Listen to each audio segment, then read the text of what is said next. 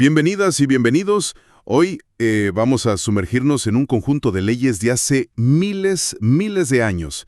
Vienen del libro del Éxodo, de una sección muy específica, la Parashat Mishpatim.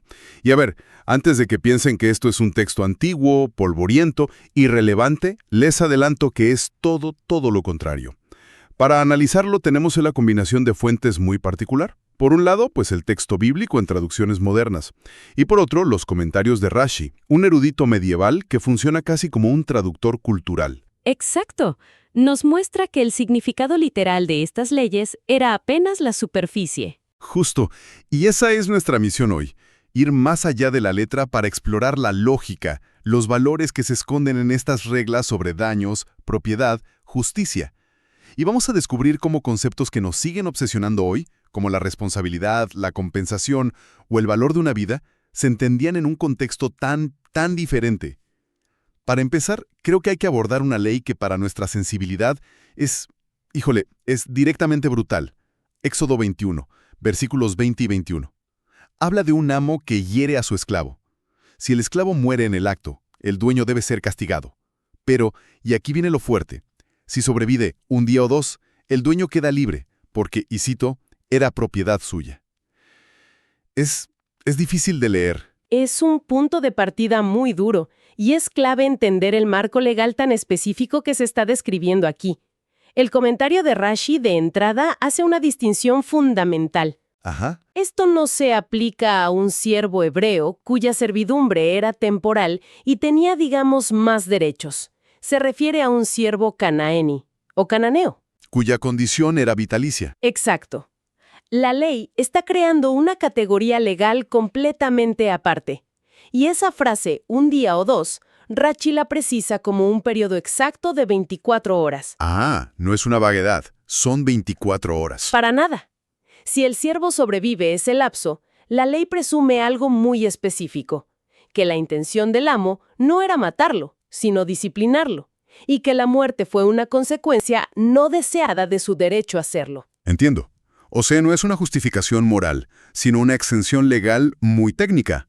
La ley asume que el amo no querría destruir su propia propiedad financiera, por lo que si la muerte no es inmediata, no se considera un asesinato intencional. Precisamente. Se ve como un acto dentro de su dominio de propiedad que salió mal. Es un mecanismo legal que lo distingue de un asesinato entre ciudadanos libres. Totalmente. Es un reflejo crudo de una estructura social y económica que hoy nos parece inaceptable, pero que operaba con su propia lógica interna, por más perturbadora que sea. Esa lógica nos lleva a una de las frases más famosas y yo creo más malinterpretadas de la historia. Ojo por ojo, diente por diente. La imagen que evoca es, la de una venganza bárbara, una espiral de violencia, legalizada. Y aquí es donde la intervención de Rashi y de toda la tradición rabínica lo cambia absolutamente todo. Él explica, citando a los sabios del Talmud, que esto nunca, jamás se interpretó como una retribución física literal. A ver, espérame. Me estás diciendo que ojo por ojo, o sea, una de las frases más famosas del mundo sobre la venganza. Ajá. ¿En realidad nunca fue sobre venganza, sino sobre dinero? Exactamente. Sobre compensación monetaria. Como una especie de, de cálculo de seguro por incapacidad laboral. Justo. La ley exige pagar el valor del ojo perdido. No se trata de cegar al agresor. Claro. Se trata de calcular cuánto ha disminuido el valor de la víctima en el mercado laboral por esa lesión. Si un artesano pierde un ojo, ¿cuánto menos vale su trabajo ahora? Wow. Esa diferencia, proyectada en el tiempo, es lo que se debe pagar. Entonces es un concepto de restitución, no de represalia. Por completo. De hecho, el Talmud ofrece una prueba lógica que es brillante para refutar la interpretación literal. ¿Cuál es? Preguntan, ¿qué pasaría si, al intentar sacar el ojo del agresor como castigo, esta persona muere accidentalmente? El resultado sería una vida entera a cambio de un ojo. Una desproporción que la misma ley no permite. Por lo tanto, concluyen, ojo por ojo tiene que ser una metáfora. Una metáfora para una compensación financiera equivalente al daño. Exacto. Entonces, este sistema, que parece tan primitivo, en realidad era una forma de responsabilidad civil súper detallada. ¿Y qué pasaba con lesiones que no incapacitaban para trabajar? Digo, el texto menciona quemadura por quemadura, herida por herida. Para eso, los comentarios detallan un sistema de hasta 5 tipos de pagos diferentes. ¿5? Sí, estaba el pago por el daño físico permanente, o sea, la pérdida de valor laboral. Pero además, había que pagar por el dolor. ¿Por el dolor? Por el dolor, por los gastos médicos, por la pérdida de ingresos mientras la persona se recuperaba, e incluso, fíjate, por la vergüenza o la humillación pública. Compensación por la vergüenza. Pero, ¿cómo calculaban algo tan subjetivo como el dolor o la humillación? Rashid da un ejemplo fascinante para una quemadura. Imagina que alguien quema a otra persona en las uñas con un asador caliente. Ok. Esa lesión no disminuye su capacidad para trabajar, así que no hay pago por daño permanente, pero duele, y mucho. El tribunal entonces debía estimar cuánto dinero aceptaría una persona de un estatus similar por someterse voluntariamente a ese mismo dolor. No, bueno, es un ejercicio mental increíblemente sofisticado. Es intentar ponerle un precio de mercado al sufrimiento. Así es. Hay otro caso complejo que mencionan las fuentes.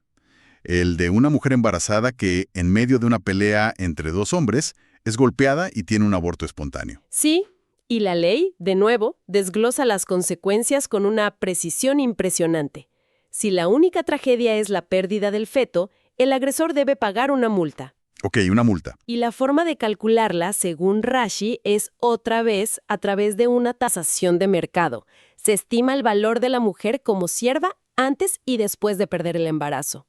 Y la diferencia es la multa que se le paga al marido. Exacto. Es una lógica económica aplicada a una tragedia humana. ¡Qué fuerte! Pero ¿qué pasa si la mujer también muere a consecuencia del golpe? Ahí la ley se vuelve mucho más severa. Vida por vida. ¿Pena de muerte? Parecería, pero incluso aquí los sabios debatieron muchísimo si esto implicaba obligatoriamente la pena de muerte, o si, de nuevo, se trataba de pagar el valor monetario completo de la vida de la víctima a sus herederos. O sea que la puerta a la compensación económica casi siempre quedaba abierta. En la mayoría de los casos, sí. De acuerdo. Si el principio fundamental es la compensación, ¿cómo se aplica esa misma lógica cuando el daño no lo causa una persona, sino su propiedad?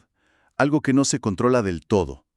Eso me lleva al caso increíblemente detallado del buey que cornea a alguien. Ah, es el ejemplo clásico de derecho de daños en el Talmud.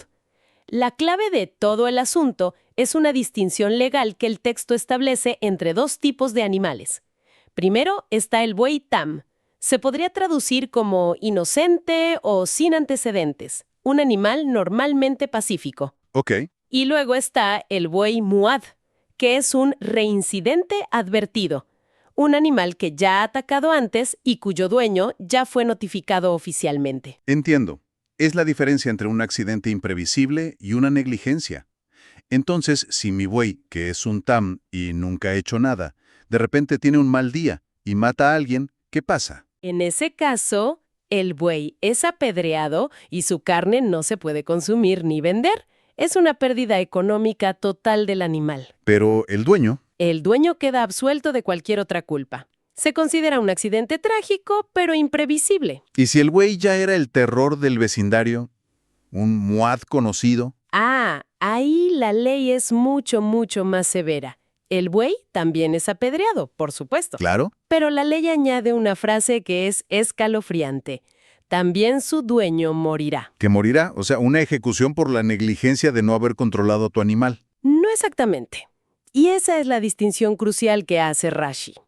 Él explica que esa muerte es un castigo divino, una sentencia a manos del cielo, no una ejecución llevada a cabo por un tribunal humano. Ah, ok. Sin embargo, el tribunal terrenal sí le impone al dueño una sanción para que pueda redimirse. Debe pagar un rescate por su vida, que se llama kofer. Un rescate por su propia vida. Y las fuentes mencionan un debate fascinante sobre cómo calcular ese kofer.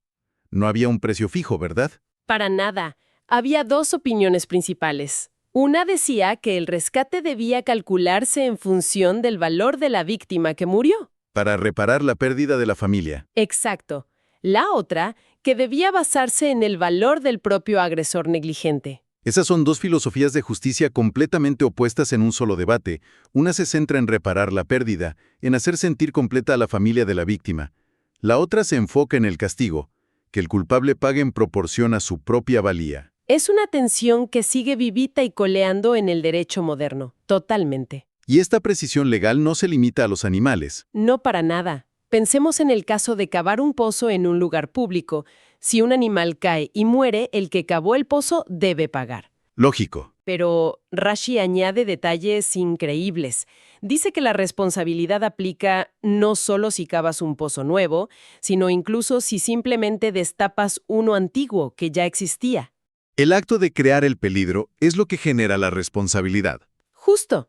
Y hay un detalle más que parece sacado de un examen de derecho. A ver. Si una persona cava un pozo de 9 palmos de profundidad, que según los cálculos todavía no es una trampa mortal, y luego viene una segunda persona y cava un solo palmo más, llevándolo a 10 palmos. Y convirtiéndolo ahora sí en una trampa mortal. Ajá.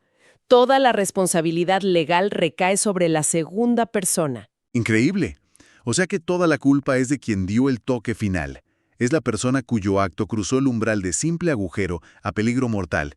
La precisión es asombrosa. Esta obsesión por la responsabilidad me hace pensar en el robo. No se trata solo de que te devuelvan lo tuyo. La restitución varía. Las fuentes mencionan esa diferencia curiosa.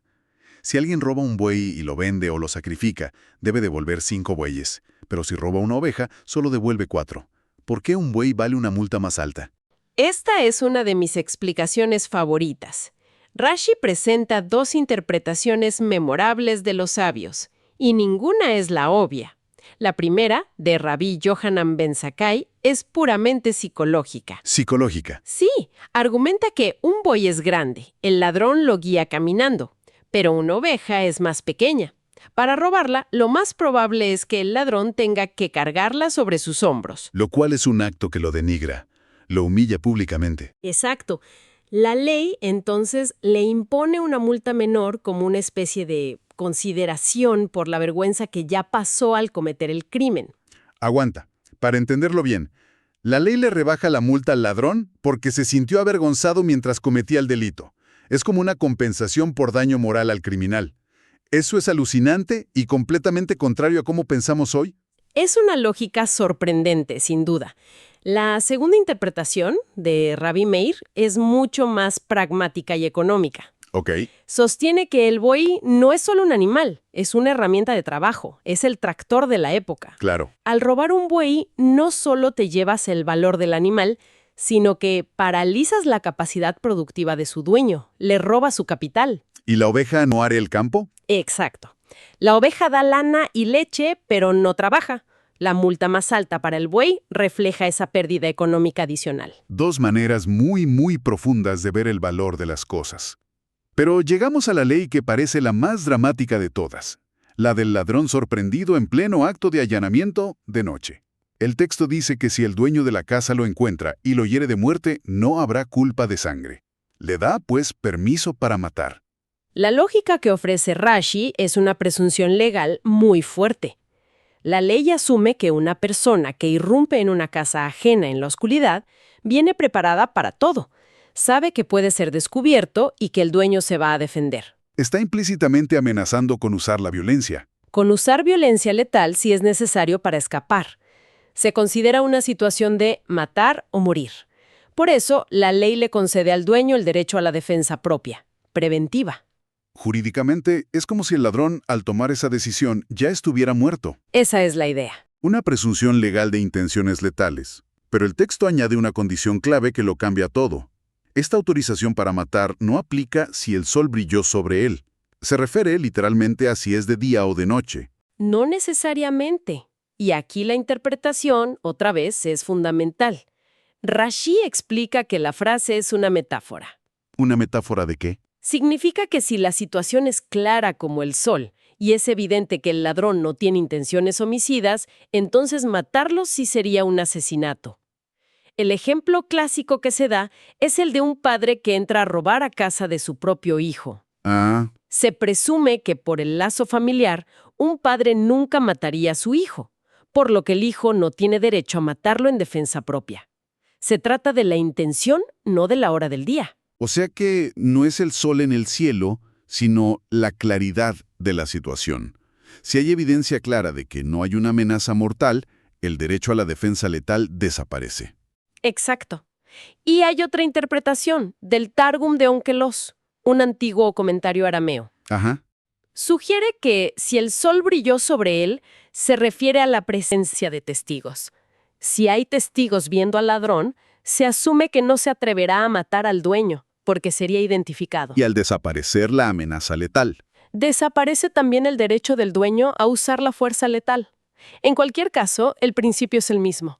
El contexto y la intención son más importantes que la regla literal. Entonces, al final de este recorrido, lo que a primera vista parecía un código legal primitivo, severo, lleno de ojo por ojo y sentencias de muerte, resulta ser un sistema increíblemente matizado de compensación monetaria, de responsabilidad civil y que incluso toma en cuenta factores psicológicos y económicos. Así es. Si conectamos todos los puntos, el enfoque principal no parece ser el castigo físico por sí mismo, sino la restauración del equilibrio social y económico. Es un sistema legal obsesionado con definir la negligencia, el valor del trabajo y, sobre todo, las circunstancias específicas que pueden agravar o atenuar la culpa de una persona. Este análisis de las fuentes nos deja con una idea importante para reflexionar. Hemos visto un sistema legal donde la intención y el contexto pueden cambiarlo todo, desde el monto de una multa hasta una decisión de vida o muerte. Y eso nos lleva a preguntarnos, en nuestros propios sistemas de justicia modernos que consideramos tan avanzados, ¿qué tan bien logramos equilibrar la letra estricta de la ley con las realidades complejas y a menudo grises de la intención y las circunstancias humanas?